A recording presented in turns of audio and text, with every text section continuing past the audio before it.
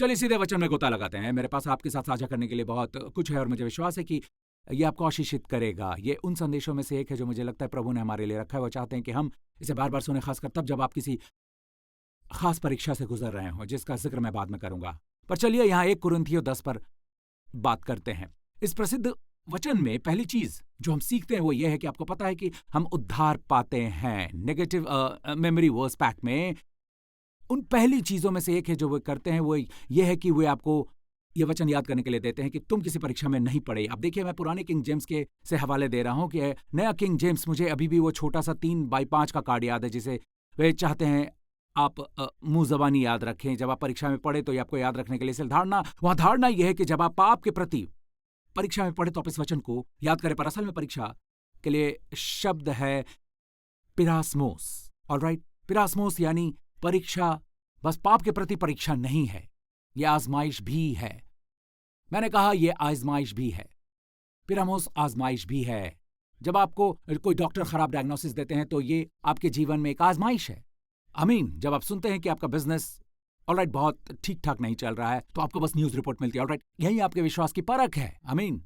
आप बुरी तरह सुनते हैं कि आपका एक बच्चा ऐसे करते हुए पाया गया, वैसे करते हुए पाया गया, या जो कुछ भी करता हो तो ये आपके विश्वास की परख है। आमीन। तो ये सब उसे ग्रीक शब्द पिरास्मोस के अंतर्गत आता है। ये एक आजमाइश हो सकती है, पाप के प्रति प्रलोभन हो सकता है, ओके, बुराई हो सकती है, या बस एक परीक्षा हो सकती है। ये वही शब्द है। मेरी इच्छा है कि एक से अधिक शब्दों पर ये एक ही शब्द है, इसलिए आपको संदर्भ से देखने की जरूरत है कि क्या यह पाप के प्रलोभन के बारे में बात करता है या ये आजमाइश के बारे में बात कर रहा है, या जीवन के जिन उतारों चढ़ावों से व्यक्ति गुजरता है। तो चलिए इसकी ओर देखते हैं और आप फैसला करें।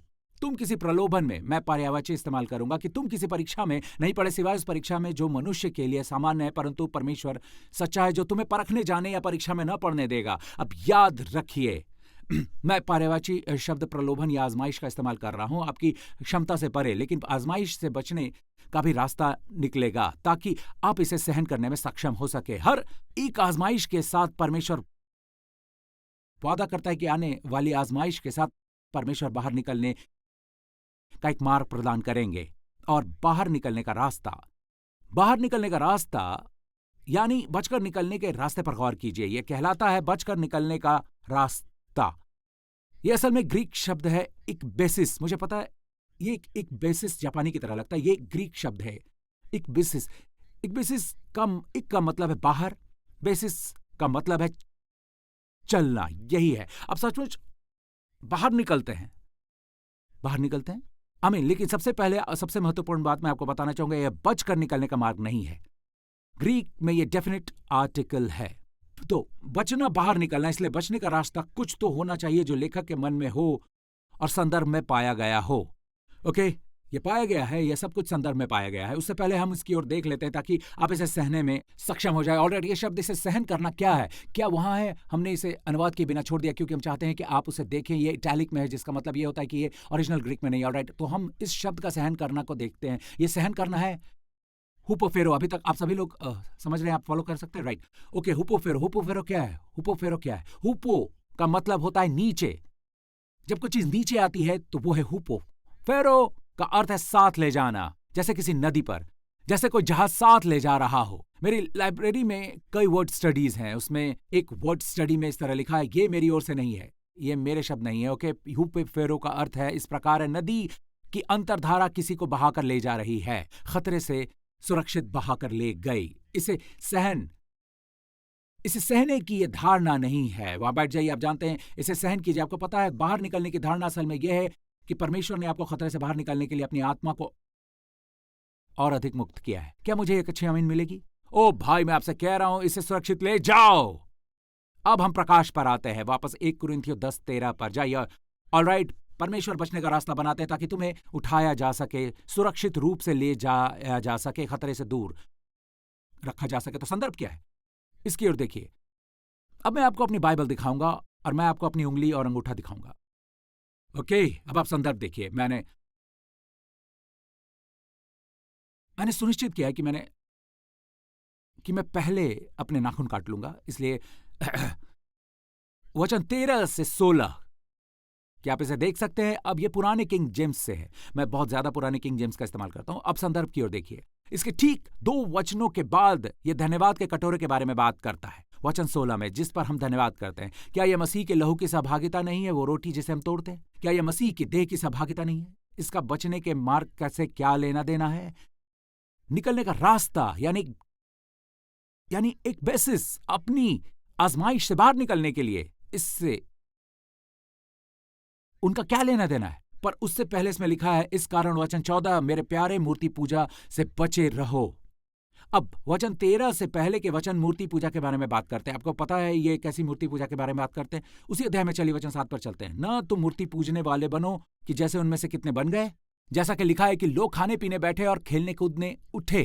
वो सोने का बछड़ा बनाने के बाद की घटना का हवाला दे रहा है। क्या आपको पता है सोने का बछड़ा बनाने के बाद इजराइल की संतानों ने क्या किया? सोने का बछड़ा बनाने के बाद वे बैठ गए, चढ़ावे की वस्तुओं को खाया पिया सोने के बछड़े के लिए।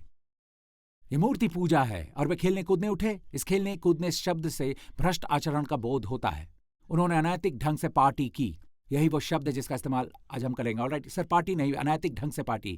वे खाने पीने बैठे, उन्होंने खाया पिया। तो एक विदेशी देवता के सामने खाने और पीने का विचार है, जो कि देवता नहीं, ये एक मूर्ति है। क्या आप संदर्भ को देख सकते हैं? ये आपको संदर्भ दिखा रहा है। ये कम्युनियन के बारे में बात कर रहा है। मुझे पता है सब कुछ निर्भर करता है। आप ऐसे चर्च में, ऐसे संप्रदाय जिनमें अब कम्युनियन नहीं है, ऐसे लोग भी हैं जो महीनों में एक बार लेते हैं। ऐसे भी लोग हैं जो इसे महीने में एक बार लेते हैं। ऐसे भी लोग हैं जो केवल रोटी लेते हैं। लेकिन मैं आपको बताना चाहूंगा कि शैतान बाहर निकलने का रास्ता संकरा करने की कोशिश कर रहा है। वो नकारने की कोशिश कर रहा है। वो बाहर निकलने के मार्ग से आपकी आंखों को ढक देगा। क्या आप सुन रहे हैं? इसलिए चलिए वापस 1 कुरिन्थियों 10 पर चलते हैं। संदर्भ है ऑलराइट वचन 13। ओके, वो धन्यवाद का कटोरा जिस पर हम धन्यवाद करते हैं, क्या मसीह के लहू की सहभागिता नहीं है? वो रोटी जिसे हम तोड़ते हैं, क्या मसीह की देह की सहभागिता नहीं? इसीलिए लोगों, संदर्भ बिल्कुल स्पष्ट है। ऑलराइट, ये बात इसलिए हो रही है क्योंकि अचानक सहभागिता के बारे में बात करने का कोई मतलब नहीं है। और प्रेरित पौलुस को जानते हैं कि वो एक बहुत ही व्यवस्थित टीचर है, कि बहुत बुद्धिमान है। पर जब बात बाइबल की आती है तो परमेश्वर सब कुछ व्यवस्थित करते हैं। कोई भी वचन संदर्भ के बाहर से नहीं लिया गया है। मैं आपको पहले भी वचनों को दिखा चुका हूं। वे खाने पीने के लिए बैठे और खेलने कूदने उठे। अब चलिए स्क्रीन पर वचन 16 पर चलते हैं। वो धन्यवाद का कटोरा जिस पर धन्यवाद करते हैं, क्या मसीह के लहू की सहभागिता नहीं? इस शब्द सहभागिता के लिए शब्द है कोइनोनिया, जो कि सहभागिता के लिए शब्द है, ऑलराइट, संगठन के लिए शब्द है। यह बस बंधुत्व के लिए नहीं है। आप मेरे साथ बंधुत्व रखते हैं, लेकिन मैं कल ही आपसे मिला। ऑलराइट, दूसरे शब्दों में एक बंधुत्व है, लेकिन यह चाय पर की संगति के जैसा संगठन है। लेकिन पर वहां जो शब्द है अंतरंग, वो अंतरंग भागीदारी है। अंतरंग भागीदारी, इसे ध्यान में रखिए। ओके, वो क्या है? सहभागिता। फिर वो रोटी जिससे हम तोड़ते हैं, क्या वो मसीह के देह की सहभागिता नहीं? इसीलिए कि एक ही रोटी है, सो हम भी जो बहुत हैं एक देह, क्योंकि हम सब उसी एक रोटी में भागी होते हैं। अब इसमें यह नहीं कह रहा कि हम सभी एक दूसरे के सहभागी हैं। ऐसे लोग हैं जो सिखाते हैं जब आप रोटी लेते हैं तो याद रखें कि यह मसीह की देह है। नहीं नहीं नहीं नहीं नहीं, यीशु ने कभी नहीं कहा कि यह यीशु मसीह की रहस्यमय देह है, यह मसीह की देह है। लेकिन जब उन्होंने रोटी ली दाख मधु के प्याले के साथ होती है, तो यह हमेशा उनकी भौतिक देह होती है। ये मेरी देह है। ये उस रहस्यमय देह की बात नहीं कर रहा जो आने वाली थी। क्या आप सुन रहे हैं? यह बहुत सटीक है कि एक ही रोटी है जो हम भी जो हैं देह है, क्योंकि हम सब उसी एक रोटी में भागी होते हैं। दूसरे शब्दों में, हम एक रोटी, हम एक ही देह हैं, क्योंकि हम सब यीशु की देह भागी होते हैं। आप इसे समझे? ओके, जो शरीर के भाव से इजरायली है, हम वापस प्राचीन इजराइल पर जाते हैं। इसकी ओर देखिए। जो शरीर के भाव से इजरायली है, उनको देखो क्या बलिदानों के खाने वाले वेदी के सहभागी नहीं। मैं आपको कुछ बताना चाहता हूं, ये आपके हित में है। यदि आपका शरीर पीड़ित है, यदि कोई पूर्वानुमान है, चाहे ये जो भी हो, डॉक्टरों ने आपको ये जो भी बताया हो, तो चलिए मैं आपको बताना चाहता हूं कि क्रूस के लाभों में भाग लेना आपके हित में है। आपका प्रश्न है कि मैं इसे कैसे कर सकता हूं। जो शरीर के भाव में से इजरायली, उनको देखो क्या वे बलिदानों के खाने वाले वेदी के सहभागी नहीं? वे वेदी क्रूस है। वेदी उस जमाने में इजराइल के मंदिरों में चारों कोने में होते थे। ये क्रूस की तस्वीर है। यहीं पर मेमने को रखा जाता है, यहीं पर बछड़ों को शरीर को रखा जाता है, यहीं पर बलि चढ़ाई जाती है, यहीं पर होम बलि दी जाती है। ये 4 कोने हैं, क्योंकि एक दिन ये प्रतिरूप क्रूस पर यीशु होगा, जिसके 4 कोने उत्तर, दक्षिण, पूर्व और पश्चिम होंगे, क्योंकि परमेश्वर ने जगत से इतना प्रेम किया कि इसका लाभ पृथ्वी के चारों कोनों तक प्रभावकारी है। क्या मुझे अच्छी आमीन मिलेगी? ऑलराइट, चलिए, ये मत भूलिए कि वेदी क्रूस का स्थान है। अब हम कैसे सहभागी होते हैं? यीशु मसीह की कलीसिया के पास $1 मिलियन का एक प्रश्न है। मुझे पता है उन्होंने मेरे रोगों को अपने ऊपर ले लिया, ना कि केवल मेरे पापों को, लेकिन मैं कैसे उसमें भाग लूं? मेरी पहुंच उस तक कैसे हो? जो हुआ उसका मैं एक कोइनोनिया, एक अंतरंग सहभागी, हिस्सेदार कैसे बनूं? मैं लहू के कायदे और रोटी के कायदे का हिस्सेदार कैसे बन सकता हूं? मैं लहू के कायदे और रोटी के फायदे का हिस्सेदार कैसे बन सकता हूं? कैसे? इजरायली को देखिए, क्या वे जो खाते हैं वे सहभागी नहीं? दूसरे शब्दों में, जब आप रोटी खाते हैं और कटोरे से पीते हैं तो आप उसके सहभागी बन जाते हैं जो यीशु ने क्रूस पर किया। क्या आप सुन रहे हैं? आप सुन रहे हैं? परमेश्वर की स्तुति हो। तो चलिए, ये यशाया 53 पर चलते हैं। यशाया 53 पूरा नियम का मैग्ना कार्टा है, चरमोत्कर्ष सब कुछ है। ये यशाया की पुस्तक का महान अध्याय है। हमारे प्रभु यीशु के बारे में बात करता है, हमारे लिए, हमारे प्रभु यीशु के दुख भोग की बात करता है। इसलिए यशाया में लिखा है, निश्चय उसने हमारे रोगों को सह लिया, हमारे ही दुखों को उठा लिया। अब ये दुर्भाग्यपूर्ण है, बहुत दुर्भाग्यपूर्ण। रोग और दुख इब्री शब्द है, खोली और मकोव। खोली है रोग, मकोव है पीड़ा। ऑलराइट, इसलिए यंग के बाइबल अनुवाद की ओर देखिए, निश्चय ही उसने हमारी बीमारियों को और हमारी पीड़ा को सह लिया और उन्हें उठा लिया।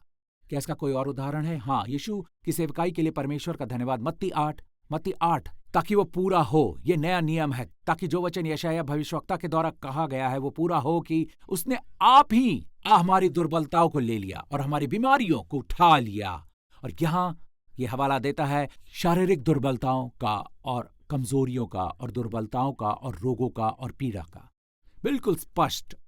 ओके, वापस यशाया 53 पर जाइए, वचन 5 पर जाइए। परंतु वो हमारे लिए ही अपराधों के कारण घायल किया गया, वो हमारे अधर्म के कामों के हेतु कुचला गया, हमारी ही शांति के लिए उस पर ताड़ना पड़ी, कि उसके कोड़े खाने से हम चंगे हो जाए। जब मैं इब्री का अध्ययन कर रहा था तो मुझे पता चला कि कोई, यानी चबुराह का अर्थ न केवल उसकी पीठ पर के कोड़े हैं, बल्कि यह सहभागिता के लिए है, संगठन के लिए भी एक शब्द है। अब किस संगठन से है? इसीलिए मैंने इसकी जांच की उनसे कि जो इजराइल में है। आज भी वो आपको बताएंगे कि आप किस चाबुराह से हैं, किस संगठन से हैं, आप किस फेलोशिप से हैं। आज भी चाबुराह के 2 मतलब हैं। परमेश्वर ने क्यों, जिन्होंने इब्री का आविष्कार किया, ऑलराइट, चाबुराह को कोड़े के रूप में लिखा, साथ ही साथ फेलोशिप के रूप में भी लिखा। वापस 1 कुरिन्थियों 10 पर जाइए। वो धन्यवाद का वो कटोरा जिस पर हम धन्यवाद करते हैं, क्या वो अंतरंग सहभागिता नहीं है? ग्रीक में ये कोइनोनिया, इब्री में ये चाबुराह है। अब मैंने पाया, तो अब वर्षों से, जब से मैं जानता हूं, वापस यहां यशाया पर जाइए, क्योंकि मैं जानता हूं कि उसके कोड़े खाने से हम चंगे हुए। कृपया समझिए, उसके कोड़े असली थे, उसकी पीठ के कोड़े, उसके कोड़े खाने से हम चंगे हुए। हाँ, ये मौलिक व्याख्या है, लेकिन इसमें यह छुपा हुआ है कि परमेश्वर हमें बताते हैं कि इसमें सहभागी कैसे होना है। परमेश्वर कहते हैं ये उन कोड़ों के साथ सहभागिता रखने के लिए होता है। वर्षों तक मेरी ओर से मैं इजराइल से घर गया, अपना सिर खुजाया कि क्या कहा चाबुराह, यानी उसकी संगति से मैं क्या करूं? मैं उनकी भक्ति करता हूं, मैं उनके साथ बंधुत्व रखता हूं। क्या क्या क्या परमेश्वर मुझे बाइबल में कोई वचन दे सकते हैं जिसमें लिखा है कि ये उसके लिए सहभागिता है? अंदाज लगाओ, मुझे ये कुरिन्थियों में मिला, ऑलराइट, जहां इसमें लिखा है धन्यवाद का कटोरा लेना मसीह के लहू में की सहभागिता है। आप रोटी लेते हैं तो ये मसीह की देह की सहभागिता है। वाह! इस तरह से मैं मसीह के देह के साथ सहभागिता रखता हूं कि मेरी चंगाई के लिए उन्होंने कोड़े खाए। ऐसा था जैसे वाह! आमीन। आपको पता है, सब कुछ मनुष्य के पाप के कारण हुआ है। मैं इसे समाप्ति पर ला रहा हूं। सब कुछ मनुष्य के पाप के कारण हुआ। मनुष्य ने उस पेड़ का फल खाया जो उसे नहीं खाना चाहिए था। बुझे क्या? परमेश्वर कहते हैं आशीष की ओर वापस आओ, आशीष की ओर वापस जाओ। क्या आप सुन रहे हैं? मसीह के देह के द्वारा ये यीशु की देह होनी चाहिए। पर लूका 24 में शिष्य, मैंने आपको बताया था, राइट? क्या मैंने आपको लूका 24 दिया? मैंने आपको लूका 24 नहीं दिया।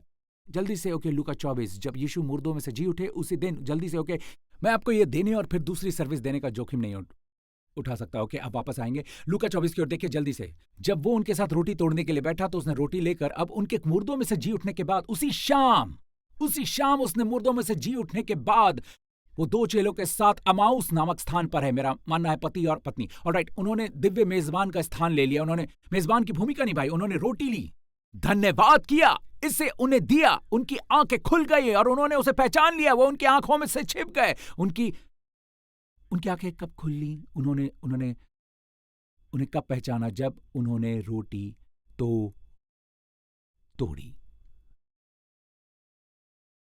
पूरा 7 मील तक उन्होंने तब तक नहीं पहचाना जब तक उन्होंने रोटी नहीं तोड़ी। यहाँ कुछ है, यहाँ कुछ है, यहाँ कुछ है। मेरा मानना है मेरे पास उमाउस के रास्ते पर पूरा एक संदेश है, मेरे पास इस पर एक संपूर्ण संदेश है, जहाँ परमेश्वर ने मुझे दिखाया कि ये असल में एक प्रतिरूप है, या यूं कहें जब मनुष्य का पतन हुआ तो जो अदन की वाटिका में जो हुआ है वो एक तस्वीर है, मनुष्य ने खाया, ये उसकी एक तस्वीर है। यहाँ 2 लोग हैं, आदमी और औरत, वहाँ एक दंपति है, तो वहाँ एक दंपति है, क्लियोपस और मिसेस क्लियोपस, जो उमाउस की सड़क पर चलकर जा रहे हैं। और फिर आप पाते हैं प्रभु ठंड समय में उनके साथ चल रहे हैं। फिर आप पाते हैं यीशु यहाँ आ रहे हैं, यहाँ वो भाली है, समझ गए, जो खो गया उसकी भाली यहाँ हो गई।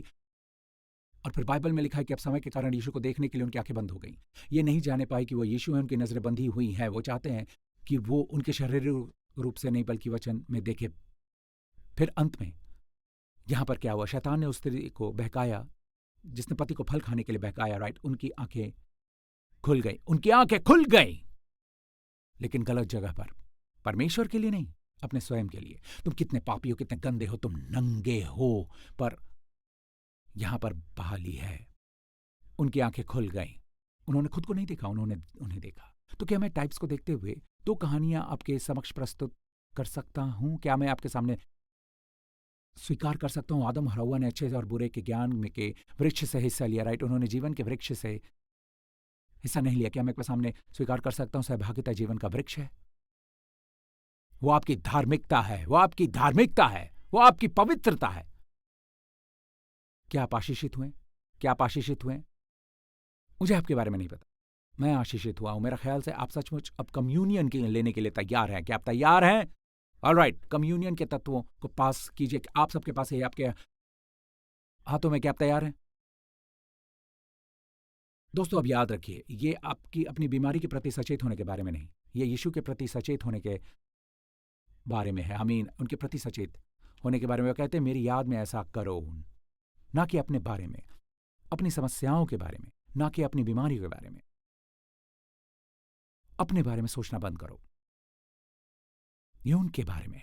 उनकी ओर देखो कि वो कितने सुंदर हैं। उन्हें ऐसा करने की जरूरत नहीं थी, लेकिन उन्होंने हमारे पापों के लिए क्रूस पर मरने के लिए आना चुना। लेकिन क्रूस पर लटकाए जाने से पहले उन्होंने कोड़े मारने के स्थान पर जाना चुना, और उन्होंने उन्हें मारा, और उन्होंने उन्हें फिर से मारा, और उन्होंने उन्हें बार बार मारा, और उनके कोड़े खाने से हम चंगे हुए। हम चंगे हुए उनकी घावों से, उनके कोड़े खाने से। उनकी पीठ जख्मी हो गई। उसे इसी समय आत्मा में देखो, उसे देखो। जब वो कोड़े उनकी पीठ पर पड़े तो आपका कैंसर खत्म हो गया, आपका ट्यूमर गायब हो गया।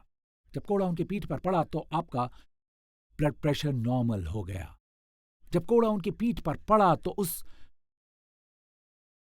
प्रहार से आपकी अनिद्रा और इंसोम्निया की बीमारी दूर हो गई। आपकी चाहे जो भी समस्या हो, कहिए, प्रभु यीशु, मैं आपका धन्यवाद करता हूं, आपके कोड़े खाने से मैं उससे चंगा हो गया हूं। उनसे इसी समय कहिए, आपके कोड़े खाने से हम उससे चंगा हो गए। हो सकता है कि ये एक से अधिक चीजें हो, पर उनसे कहिए कि आपके कोड़े खाने से मैं आपका धन्यवाद करता हूं प्रभु। ये धन्यवाद देने का समय है, ना याचना करने का। आपका प्रभु धन्यवाद है, ये खत्म हो गई। आप उनसे दोबारा ऐसा करने के लिए नहीं कहेंगे, आप उनको धन्यवाद दे रहे हैं। ये यूलोजिया यानी धन्यवाद देने का समय है। आपका धन्यवाद प्रभु, आपके कोड़े खाने से हम चंगे हुए।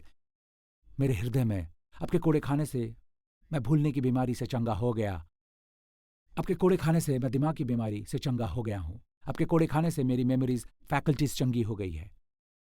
आपके कोड़े खाने से मैं घुटनों के जोड़ों की बीमारी से चंगा हो गया हूं। आपके कोड़े खाने से मेरे घुटने चंगे हो गए हैं। अब चाहे जो कुछ भी हो, पर इसे देखिए, तोते की तरह से दोहराइए मत। ये देखिए, इसे देखिए, इसे देखिए, कोई कोड़े करते हुए देखिए। जब आप हिस्सा लेने के लिए तैयार हैं,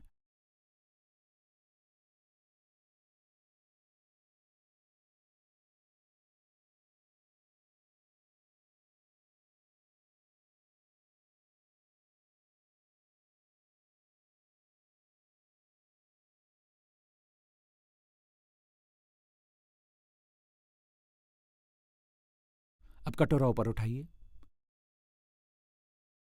यीशु के लहू में आपके सभी पापों की क्षमा है, इसे याद रखिए। आप क्षमा किए जाने के लिए सहभागी नहीं हो रहे हैं, आप इसलिए पी रहे हैं क्योंकि आपको क्षमा किया गया है। यदि आपको उद्धार नहीं मिला है तो आपने अभी तक मसीह पर विश्वास नहीं किया है। यह आपके लिए नहीं है, तत्वों के नीचे रख दीजिए। यह केवल विश्वासियों के लिए है। आपके सभी पापों से क्षमा किया जाता है आपको, क्योंकि उनका लहू बहाया गया है। अब जब आप पीते हैं तो इसे सचेतना में पीजिए कि आपके सभी पाप क्षमा कर दिए गए हैं। आपके जीवन में ऐसा कोई पाप नहीं है जो यीशु के लहू के कारण क्षमा न किया गया हो। और जान लीजिए कि यीशु के लहू के माध्यम से आपके जीवन में कोई शाप नहीं है और न ही आपके परिवार पर कोई शाप है। मसीह ने अपने लहू के द्वारा आपको सभी पापों से छुड़ा लिया है। हम पीते हैं। आमीन। दोस्तों, यदि आप यहां हैं और आपने कभी भी मसीह पर अपना भरोसा नहीं डाला तो परमेश्वर आपके जीवन में जबरदस्ती उद्धार नहीं लाएंगे। वो आमंत्रित किए जाने का इंतजार करते हैं। क्या आप उन्हें हां कहेंगे? क्या आप कहेंगे कि हां, मैं यीशु मसीह पर अपना उद्धारकर्ता के रूप में विश्वास करता हूं क्योंकि उन्होंने आपसे प्रेम किया है और स्वयं को आपके लिए दिया है? यदि आप हैं तो इसी समय मेरे साथ प्रार्थना कीजिए। अपने हृदय से कहिए, हे स्वर्गीय पिता, मेरा मानना है कि यीशु मसीह परमेश्वर के पुत्र हैं। मेरे पापों के खातिर क्रूस पर मरे और मुर्दों में से जी उठे। मेरे चरवाहे के रूप में, मेरे उद्धारकर्ता के रूप में, मेरे महायाजक के रूप में मेरे सभी पाप क्षमा कर दिए गए हैं। मैं परमेश्वर की संतान हूं। मैं मसीह में परमेश्वर की धार्मिकता हूं और मैं आशीषित हूं, आशीषित हूं, आशीषित हूं। यीशु मसीह मेरे प्रभु हैं। यीशु के नाम पर आमीन। प्रभु की स्तुति हो। प्रभु की स्तुति। अपने पाँव पर खड़े हो जाइए। यदि आपने प्रार्थना की तो अब आप परमेश्वर की संतान हैं। आज के बाद से परमेश्वर के भोज में हिस्सा ले सकते हैं। आमीन। प्रभु की स्तुति हो। क्या आप खुश नहीं हैं कि आप यहाँ अपनी ओर देखिए? मुझे आपके बारे में नहीं मालूम, लेकिन इस पूरे स्थान पर महिमा का बादल छाया है। आपको पता है, पूरे उपदेश के दौरान महिमा का बादल छाया रहता है। वो आते हैं। अपने हाथ ऊपर उठाइए। इस पर आने वाले सप्ताह परमेश्वर आपको आशीष दें। परमेश्वर आपको इब्राहिम की आशीषों से और व्यवस्था विवरण 28 की आशीषों से आशीष दें। और परमेश्वर आपको और आपके प्रियजनों को इस पूरे सप्ताह महफूज रखें, सभी संक्रमण से, सभी आतंक से, हर भय से, खतरों से, दुर्घटनाओं से, त्रासदियों से। प्रभु आपको और आपके प्रियजनों को हेज के हानिकारक प्रभावों से सलामत रखें। प्रभु आपको, आपके प्रियजनों को सभी खतरों से, सभी बुराई से सलामत रखें। प्रभु आप पर अनुग्रह करते हैं, आप पर मुस्कुराते हैं। इस आने वाले सप्ताह अपने ऊपर परमेश्वर के अनुग्रह को देखिए। अपने ऊपर परमेश्वर को मुस्कुराते हुए देखिए। आमीन। यीशु ने जो किया है उसके कारण वो आपसे प्रसन्न है। वो आपसे प्रसन्न है। आप यीशु के स्थान पर हैं। आमीन। वो आपको यीशु की तरह देखते हैं। आमीन। प्रभु अपना मुखमंडल आप पर चमकाएं और आपको प्रदान करें अपनी कुशलता और शांति, क्योंकि उस शांति का दंड चुका दिया गया है। इसे यीशु के नाम पर ग्रहण कीजिए। लीजिए, यीशु के नाम पर ग्रहण कीजिए। आमीन। हाँ, परमेश्वर आपको आशीष दे। जल्दी मिलेंगे।